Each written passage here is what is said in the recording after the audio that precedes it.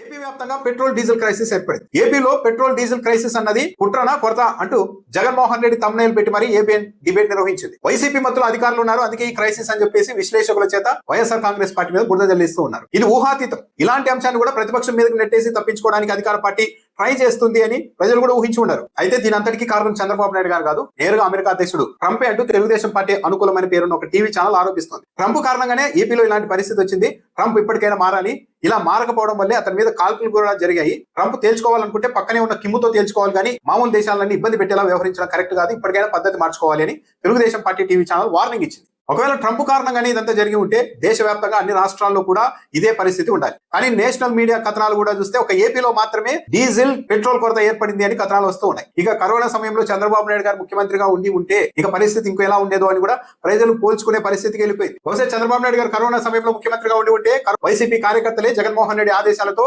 Covid వాహకాలుగా మారి ఇంటింటికి తీసుకెళ్లి దాన్ని అంటిస్తూ ఉన్నారని కూడా చంద్రబాబు నాయుడు గారు ప్రచారం చేయించి ఉండేవారు తన మీడియా ద్వారా. చంద్రబాబు నాయుడు గారు అధికారులతో ఒక సమీక్ష నిర్వహించారు. అందరూ ఆశించారు, ఒక ముఖ్యమంత్రి హోదాలో నేను కేంద్ర ప్రభుత్వంతో మాట్లాడతాను, కేంద్ర పెట్రోలియం శాఖతో మాట్లాడతాను, వీలైతే పెట్రోల్ ని సప్లై చేసే కంపెనీలతో మాట్లాడతాను, వెంటనే ఏపీలో కొరత లేకుండా నేను చూస్తాను అని హామీ ఇస్తారు అనుకున్నారు. కానీ చంద్రబాబు నాయుడు గారు చాలా సింపుల్ గా అధికారుల మీదకి నిందన నెట్టేశారు. 3 రోజులుగా కొరత ఉంటే మీరు ఏం చేస్తూ ఉన్నారని అధికారులపైన చంద్రబాబు నాయుడు గారు ఆగ్రహం వ్యక్తం చేశారని పత్రికల్లో రాశారు. 3 రోజుల నుండి అధికారులు ఏం చేస్తున్నారు అని ప్రశ్నిస్తున్న చంద్రబాబు నాయుడు గారు 3 రోజులుగా తాను కూడా ఏం చేశానన్న దానికి కూడా సమాధానం చెప్పాల్సి ఉంటుంది కదా. రోజు పత్రికల్లో వస్తుంటే చంద్రబాబు నాయుడు గారు పత్రికలు కూడా చదవలేదా అంటే చంద్రబాబు నాయుడు గారికి క్రైసిస్ ఉంది అన్నది 3 రోజుల ముందే ఆయనకు తెలిసే ఉంటుంది. కానీ ఇంత అనుభవం ఉన్నప్పటికీ కూడా ఇది ఇలాగే కొనసాగితే ఎంత దూరం వెళ్తుంది అన్నది చంద్రబాబు నాయుడు గారు అంచనా వేయడంలో పూర్తిగా విఫలమయ్యారు. తొలి రోజే పత్రికల్లోనో లేకుంటే ఇంటెలిజెన్స్ వాళ్ళు చెప్పినప్పుడే అప్రమత్తమై ఉంటే సగానికి పైగా పెట్రోల్ బంకులు రాష్ట్రంలో మూసివేసే పరిస్థితి వచ్చి ఉండేది కాదు.